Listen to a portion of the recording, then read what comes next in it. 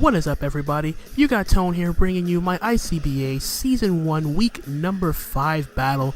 This week we are up against Alpha Lycanroc and his Golden State Warriors. Now, Golden State Wartortles, excuse me. And this is the first match that I am playing with the new Pokemon we acquired in a trade, which happened to be against Alpha Lycanroc, in which we traded him Goodra, Delmise, and Electros, and we acquired Kyurem, Staraptor, and Ditto. So it's kind of out of place that I'm playing the person that I'm trading these mons to right away, but what's done is done. So I gotta prep for my 3 old mons, and he does have a very threatening team outside of the 3 Pokemon we traded him. He also has Landorus, Mega Scizor, Heatran, Rotom Wash, Gardevoir, Tornadus Eye, Sneasel, Meloetta, and Stoutland to go along with the 3 Pokemon we traded him, with his 3 Z eligible mons being the Lando T, the Heatran, and Meloetta. So a very, very scary team. His team is sort of similar to mine, how it has he has some fast mons, and then everything else is just bulky or slow or something like along those lines. So with that all being said, I'm not going to jump into anything remotely obvious about what Pokemon do, because that's not really my style. So I'm just going to run another team that I brought in this battle. So I also apologize for this being extremely late. The league had a week off for people that had to take finals and whatnot, and then it took me a while to get someone to record this battle for me, so that's also an error on my part, but there was some stuff going on that I needed to iron out first. So with that being said, I'm going to run a team that I'm bringing in this battle. So first off, we have Adamant Choice Scarf, Infernape, Flare Blitz, Close Combat, U-Turn, and Earthquake, enough speed to outspeed Jolly, Max Speed, Lando T, Scarf. So basically my revenge killer. Next up, we have an Assault Vest Celesteela with Heavy Slam, Earthquake, Fire Blast, and Giga Drain for the Rotom Wash. A Max Speed, Max Attack, Jolly, Rocky Helmet, Crocodile with Stealth Rock, Knockoff, Earthquake, and Fire Fang for the Mega Scizor.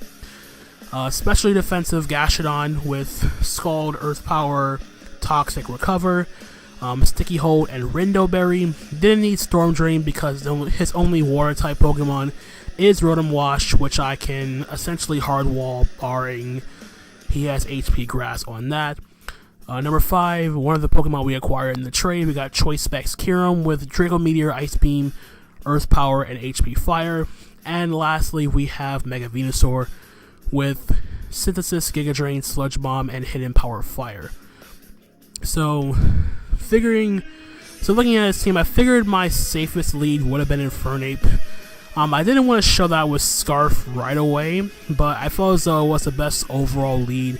In my opinion, I could have left with something like a Celesteela just in case, because Celesteela does have a decent matchup against everything bar something like a Trick Scarf Rotom Wash or a Trick Meloetta. Goodra can be a problem too. I don't know, because I'm not really fully specially invested, and I'm relying on my Assault Vest to make up for the loss in Special Bulk. So probably a modest Fire Blast from a Goodra can probably 2-hit KO me, depending on the rolls or whatnot, or if it's like a Fire Blast burn. I don't know what the case may be, but enough of that with that nonsense. I'm just going to jump right in to the battle and see how we fare. So we're coming off of a 3-0 win in week 4. So we're being challenged by Alpha here. He leads off with his Tornadus Eye, as I lead off with my Infernape. Now, I debated for the longest time whether or not to stay in a U-turn or to hard switch into Celesteela. So I just decided to go for the U-turn here. Like I said, I didn't want to reveal that I was Scarf, but this is Adamant Infernape, so I still did a good chunk, as I'm going to go hard to my Celesteela here. Even if he's Heat Wave, I do take 2 Heat Waves from a Life Orb Tornadus. He just goes straight for the Hurricane here, just playing it safe for turn 1. Doesn't do a decent chunk. He reveals he is Life Orb Torn Eye. So from here, he's going to U-turn out.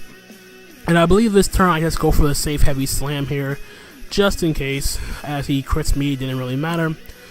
I believe this turn he decides to go out into his Lander Asterion, as he does.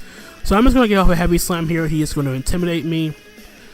I figured that still, even with the -1 attack, heavy slam should be doing a decent chunk to this Lando T. And that's roughly about 20%. He reveals he's Rocky Helmet, so this is a mostly physically defensive Lando T. I'm going to go hard into my Crocodile here, get my own Intimidate off here. Probably try to get up my own rocks here. So I get the Intimidate off the Lando T. He is going to go for his Stealth Rock here. He has no reason not to. I have no hazard removal whatsoever. Excuse me. So from here, I decided to give my own Stealth Rocks, which is perfectly fine. It's nice for wearing down his team. He is going to fire off a U-turn, and it's going to do a lot because I am offensive. So I did a good 35% here, but I'm Rocky Helmet as well, so he takes that chip damage. He's going to go directly out into his Mega Scizor this turn, thinking that he's going to take an Earthquake. No problem, knock off anything the case may be, but I'm going to stay in here, just try to go for a Fire Fang here, trying to potentially one-shot this Mega Scizor. I don't know what his spread was, but figure I'd try to get some good damage off with Fire Fang. Hopefully I don't miss, and I don't. So we connect with the Fire Fang here, and it misses out on the kill. He's going to go for the U-turn here, which unfortunately is going to knock us out. So it sucks that we lose our Crocodile right off the bat. But the good news, bad news is we lose Crocodile. Good news is Mega Scizor cannot switch back in because it dies to rocks on re-entry. So he's going to go out into his Rotom here, which does give me the opportunity to go out into my Mega Venusaur if I choose to do so. And he reveals he's Leftovers, not Choice Scarf, which is good information for me. I don't need to worry about taking any potential Rocky Helmet damage, or none of any of that stuff. I mean, fearing the trick or anything. So I'm going to stay in Mega Evolve, and I'm going to go for a Sludge Bomb here. I went for Sludge Bomb first on the off chance he decided to hard switch into Goodra on the Giga Drain. And I think I made a mistake earlier. I think he goes for Thunder Wave here, and this was probably my first mistake, considering the fact that I shouldn't have went directly into Venusaur, but I didn't expect Rotom to have Thunder Wave. Because it's not really something that's carried on Rotom, but it does make up for the fact that he has no real speed control. He does get the Volt Switch off.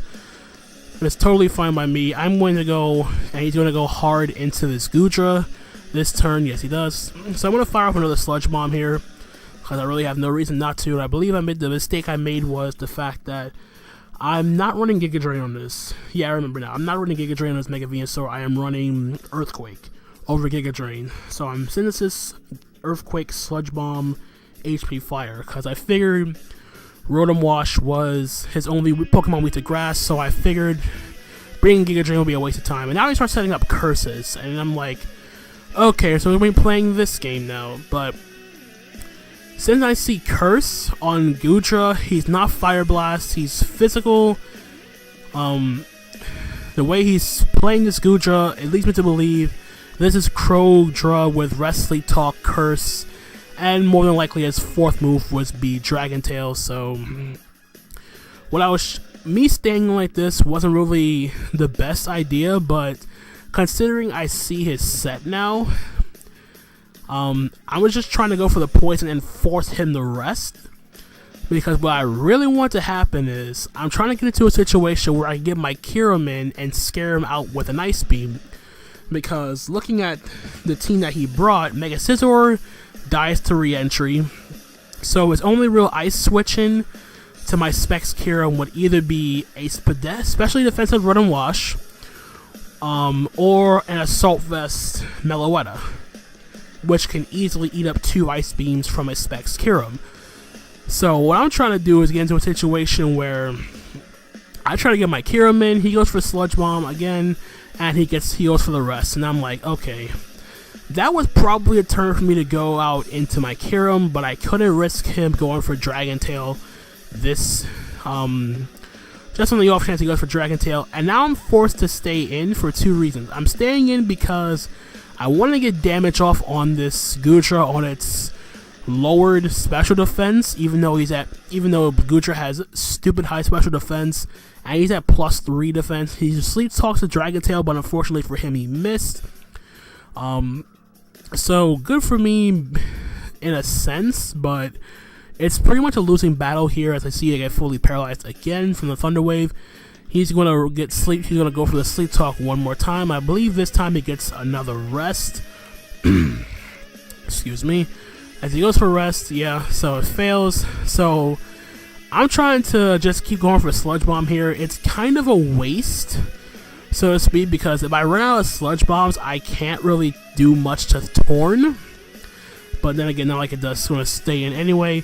He wakes up, he gets a Dragon Tail off, and now that's a +3 Dragon Tail, and I'm hoping I get Kyurem in, but unfortunately that gets Celesteela. The one of the Pokemon I didn't want to come in to this thing, and with my Celesteela being weakened like this, it can no longer take a Heat Wave from a Life Orb Torn, and it can't take anything from a Meloetta as well. So I'm going to go for a Heavy Slam here, thinking he's going to Dragon Tail me out again, which he does. Not very effective, but this is a good chunk, and now I'm hoping to get Kyurem this time, but unfortunately I get Infernape, which I didn't want right now. And now, seeing as though that my Infernape isn't going to be doing crap to a +3 Goodra, I'm just going to U-turn the heck out of here. I couldn't risk going into Kyurem on the off chance he does Dragon Tail this turn. I couldn't risk a 50-50 between Dragon Tail and Rest. So I'm going to go back into my Mega Venusaur here just to see on the off chance he does click Dragon Tail or just simply goes for the Rest. And he does go for the Dragon Tail here, which unfortunately will knock out my Mega Venusaur from +3. So it's not looking good here. We're down 4-6, but since something finally went down on my side, it does give me the opportunity to go out into my Kyurem, my Choice Specs Kyurem, and fire off an Ice Beam. So I do take the Stealth Rock damage here, but I need this Goodra gone. I did some calcs, and it's a roll. I believe it was a roll from this point to kill, and I believe I get the roll. I'm not entirely sure if it was with a roll or not, but Goodra is gone. So in comes Meloetta, and I'm thinking in the back of my head, oh crap, this potentially is Scarf Meloetta. I can't risk my Kyurem right now. So I'm going to go out into my Celesteela just to gauge what he's going to lock himself into, because I'm assuming it's a choice item, whether it be Specs or Scarf. I'm not sure yet. He just goes for the Psychic here, safest play for him, which is going to knock out my Celesteela from this range. So we're now down 3-5. So in comes my Infernape here. I'm just going to fire off, try to scare him out with a U-turn. Probably the safest play for me to go for Flare Blitz, but as Rotom was still at good HP, so I just go for U-turn here, and that does a good chunk, about 50%. So I'm going to go into my Gastrodon here, because I can take 2 hits from Meloetta if he's not Specs, and I am specially defensive. He's going to fire off another Psychic, and you're going to see from this damage here, and oh my good lord, he's Specs. That is Specs Meloetta 110%. And since I have no switch-ins, I'm forced to sack off my Gastrodon. So, yeah, 2v5, not good. But nonetheless, I gotta go into my Infernape here. I want to click, I believe I click Flare Blitz this turn because I clicked Flare Blitz here because I was kind of behind the 8 ball. I didn't really have much of a play. I could have, my play here, I should have U-turned, but I figured that killing the Meloetta and putting pressure on something would have been the best play. So I went for Flare Blitz here. And even at -1, it's going to do a good chunk. I take Rocky Helmet and Flare Blitz recoil here. So I'm going to stay in and just knock out the Lando T with the next Flare Blitz, which was probably not the smartest play, but considering that Kyurem did the most work to the rest of his team, I kind of figured risk versus reward. So now I can't switch out or anything. In comes a Rotom. I'm in blaze range, so I figure fire off an adamant, flare blitz, and hope for the best. So try to get as much damage off on this Rotom as possible. And that did a good amount. Of course, I'm going to die to Life Orb recoil. I'm going to die to the Flare Blitz recoil, excuse me, as he is just going to go for the Thunder Wave here. Now here is just the last battle, Kyurem against the world. Now here's the part that sucks. I have to lock myself into Ice Beam here because Ice Beam is my best play against Tornadus, Meloetta, etc. So if he is a Spadef Rotom, it's a roll. If he's physically defensive, it's not going to live. I go for Ice Beam, and he lives on 1 as he Thunder Waves me. And that is essentially going to be the game, because I EV'd my Meloetta, my Kyurem to out Meloetta, but because Rotom was Spadef and lived on 1 HP, he can simply just whittle me down here as you see for the next turn.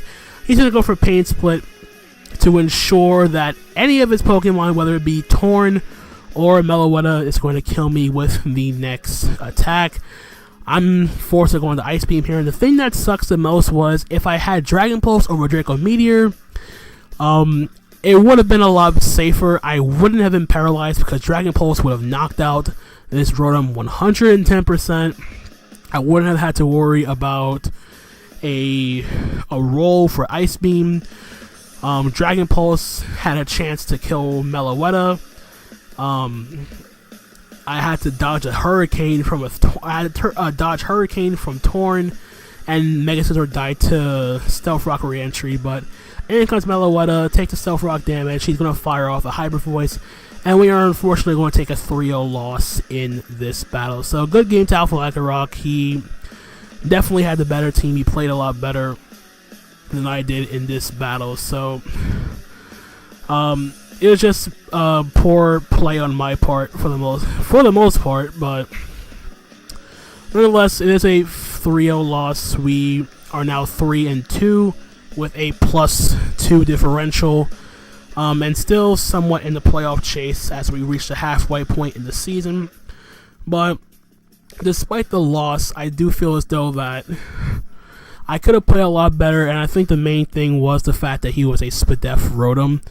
And apparently I did the calc afterwards. He showed me his EV spread, and he was at 48 HP when I fired off the Ice Beam, and it did 47 damage.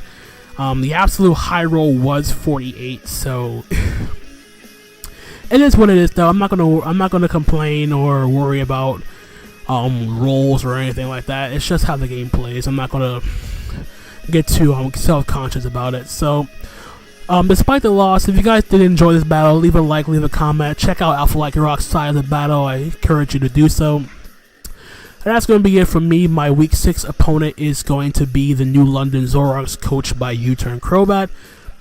I hope you guys are looking forward to that as much as I am. And until the next time, guys, I'm going to get the heck out of here. My name is Anthony, a.k.a. Tone. I'm going to catch you guys on the flip side. Later!